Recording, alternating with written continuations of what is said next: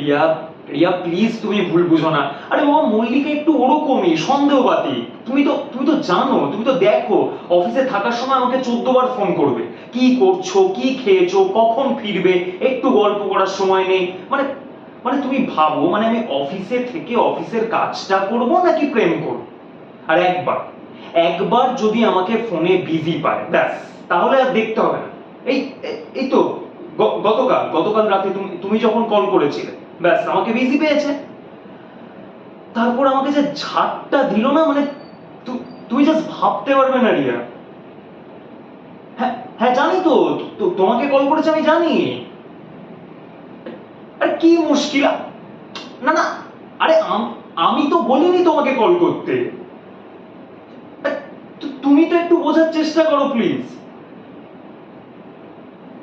সন্দেহ?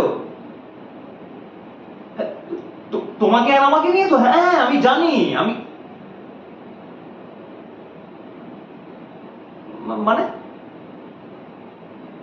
মানে কি কি বলবো? তোমার আর আমার সম্পর্ক? তুমি আমার অফিস কলিগ আর ভালো বন্ধু। না মানে আমি তো তোমাকে সেরম চোখে কখনো দেখিনি। Hello, hello Riya.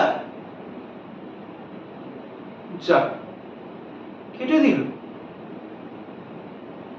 এর আবার কি হলো? আচ্ছা, মুশকিলে পড়লাম তো।